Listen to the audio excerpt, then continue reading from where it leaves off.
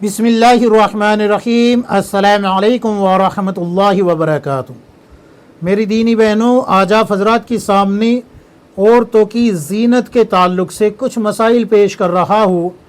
कुछ ख़वातीन हैं जिन्होंने पूछा है कि मुफ्ती साहब, क्या औरतें अपने शोहर को खुश करने के लिए, राज़ी करने के लिए आईब्रो बनवा सकती है या नहीं? आईब्रो के बीच का जो हिस्सा होता है इसको नोच सकती है या नहीं? और अगर औरत के चेहरे पे दाढ़ी के बाल आ जाए या मूछ के बाल आ जाए तो क्या उनको साफ़ कर सकती है या नहीं? अगर कलाइयों पे और पिंडलियों पे औरतों के बाल आ जाए तो उनको साफ़ कर सकती है या नहीं? ज़ेरे नाफ को ब्लेड से साफ़ करना औरत के लिए क्या जायज़ होगा या नहीं? सर के बाल अगर छोटे बड़े हो तो उनको कुतर के, काट के, उनकी नोक को काट के एक लेवल का किया जा सकता है या नहीं? और अगर दो मुँहे बाल हो जाए सर के तो उनके बारे में क्या हुक्म है? क्या उनको काट के एक लेवल का किया जा सकता है या नहीं? और फैशन के तौर पे छोटी छोटी बच्चियों के बाल काटना, उनको कटवाना कैसा है, जायज़ है या नहीं? शरीयत क्या कहती है इन तमाम मसाइल के बारे में? तो देखिए, ये तमाम मसाइल आपको ख़वातीन के फ़िक़ही मसाइल इस किताब में मुफस्सल मुदल्लल मिल जाएंगे। बिल्कुल बाकायदा आप जब इस किताब को खोल के देखेगी आपको तमाम मसाइल मिल जाएंगे। इसी तरीके से आप जो है ये किताब खोल के देखें, ख़वातीन के दीनी मसाइल इसमें मिल जाएंगे। इसी तरीके से बहिश्ती ज़ेवर खोल के देखें, उसमें भी आपको तमाम मसाइल मिल जाएंगे। इसी तरीके से मसाइल मस्तूरात खोल के देखें, उसमें भी आपको तमाम मसाइल मिल जाएंगे। असल तो बात समझनी है कि शरीयत ने किस हद तक आपको ज़ीनत इख्तियार करने की इजाज़त दी है। देखिए, अगर आप जो है हुदूद शरिया को समझती है, यानी कि शरीयत की हुदूद को समझती है, तो फिर आपको ये मालूम होगा कि मेहंदी लगाना औरत के लिए शरीयत में जायज़ भी है और रसूलुल्लाह सल्लल्लाहु अलैहि वसल्लम ने हुक्म भी दिया है। लेकिन मेहंदी हाथों पे लगाई जाए और टखने से नीचे पैरों में लगाई जाए, ना कि कलाई से ऊपर, क्योंकि कलाई से ऊपर क्या है, सतर है और सतर दिखाना हराम है। इसी तरीके से टखने से ऊपर सतर है और सतर दिखाना क्या है, हराम है। तो मेहंदी भी लगाने का हुक्म दिया है, लेकिन एक हद बता दी कि इससे ऊपर नहीं जा सकती। तो जो औरतें इससे ऊपर लगा रही है वो सतर दिखा रही है, जो कि हराम है। इसी तरीके से पैरों में मेहंदी लगा रही है, जो कि टखने की गांठ है उससे ऊपर अगर लगा रही है तो फिर वो अपना सतर दिखा रही है, जो कि हराम है। तो शरीयत ने मेहंदी लगाने की इजाज़त दी, शरीयत ने ज़ेवर पहनने की इजाज़त दी, शरीयत ने जो है आपको ज़ीनत इख्तियार करने की इजाज़त दी। अब सुन लीजिए, अगर आपको जो है आपका शौहर ये कहे कि मेरी खुशनुदी के लिए, मेरी रज़ा के लिए आईब्रो बना ली जाए, तो बिल्कुल भी जायज़ नहीं होगा आईब्रो बनवाना। वजह क्या है? वजह यह है कि ये जिस्म अल्लाह की अमानत है। अल्लाह की बनाई हुई अमानत में, अल्लाह की दी हुई अमानत में किसी को खयानत करने का कोई हक़ नहीं है।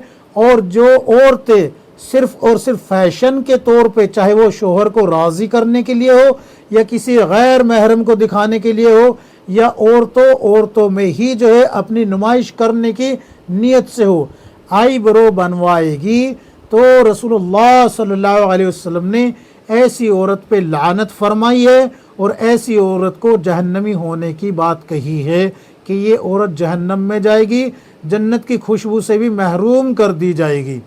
तो आईब्रो बनवाना बिल्कुल भी जायज़ नहीं है। हाँ, अगर आपकी आईब्रो इस कदर बढ़ जाए कि वो बदनुमा लगने लगे, यानी कि औरत नहीं, माफ़ करना मैं आप थोड़ी सी सख्त बात कह रहा हूँ, कि अगर औरत नहीं बल्कि जानवर लगने लगे, कोई ऐसे लगने लगे जैसे कि किसी दूसरी मखलूक की मुशाहबत आ जाए उसमें, तो अब उसको उस हैयत पे आईब्रो बनवाना जो कि असल हैयत थी, जिसमें कि वो औरत ही लगे और किसी दूसरी कौम की मुशाहबत भी ना हो। मन तशब्बह बिकौमिन फहुवा मिनहुम, के दूसरों की मुशाहबत भी ना हो, नहीं तो उन्हीं लोगों में शुमार होगा।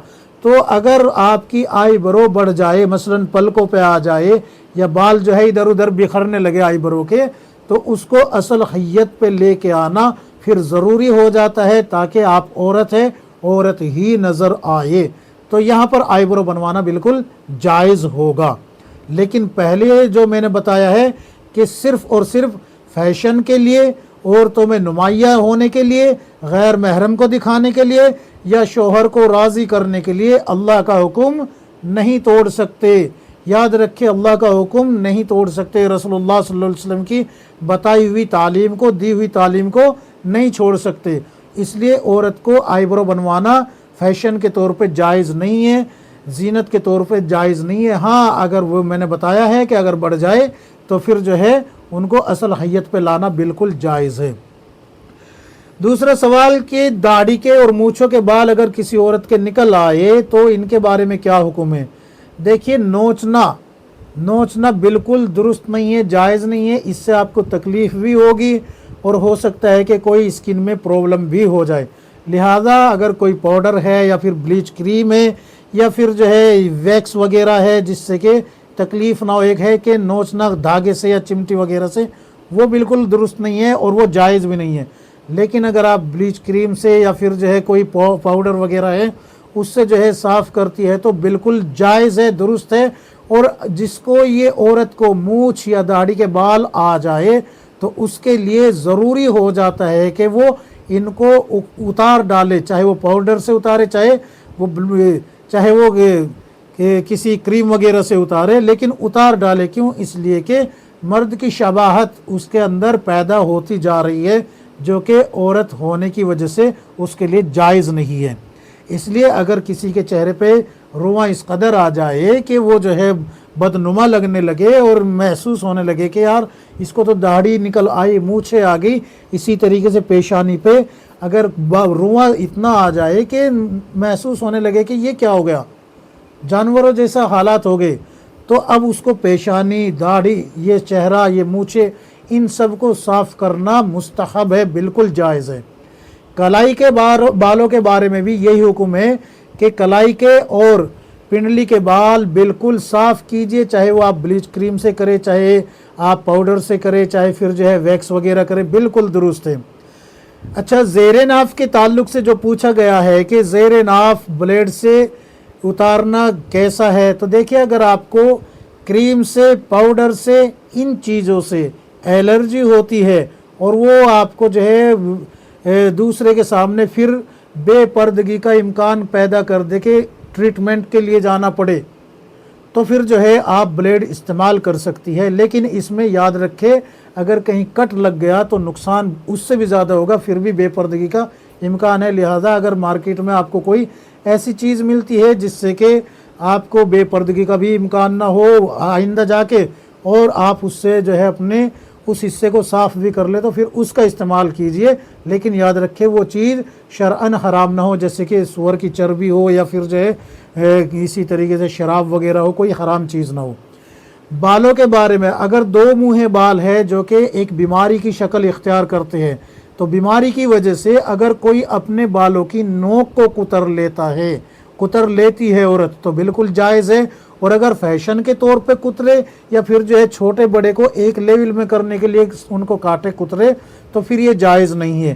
اسی طریقے سے چھوٹی بچیوں کے بال، لڑکیوں کے بال کترنا، کٹوانا فیشن کے طور پہ یہ بھی جائز نہیں ہے۔ سر کے بال جو ہے سطر میں داخل ہے، ان کو چھپا کے رکھے۔ اسی طریقے سے چہرے کے میک اپ کے تعلق سے بھی ہے کہ چہرے کا میک اپ ہر وہ جو آپ کے شوہر کو آپ کی طرف اٹریکٹ کر دے اور آپ جو ہے ان کو راضی کر لے، رجھا لے اپنی طرف، تو وہ بالکل جائز ہے۔ لیکن اس میک اپ میں کوئی حرام چیز ملی ہوئی نہیں ہونی چاہیے کہ آپ کے ہونٹوں پہ جو لپسٹک ہے کہیں وہ حرام چیز سے بنی ہوئی ہو اور وہ حرام کی چیز جو ہے وہ آپ کے حلق سے نیچے اتر جائے لپسٹک کے ذریعے۔ اسی طریقے سے چہرے پہ کوئی ناپاک اور حرام چیز نہ لگی ہوئی ہو، ہونٹوں پہ کوئی ناپاک اور حرام چیز نہ لگی ہوئی ہو، ہاتھوں پہ بھی کوئی ناپاک اور حرام چیز نہ لگی ہوئی ہو۔ تو اگر ان حدود کو قائم رکھ کے آپ جو ہے میک اپ کرتی ہے تو بالکل جائز ہے، لیکن شوہر کے لیے نہ کہ کسی غیر محرم کے لیے یا عورتوں میں اپنی نمائش بڑھانے کے لیے۔ امید ہے کہ یہ تمام مسائل آپ کی سمجھ میں آ گئے ہوں گے۔ اللہ تبارک و تعالی ہم سب کو کتاب و سنت کے مطابق زندگی گزارنے کی توفیق عطا فرمائے، آمین یا رب العالمین۔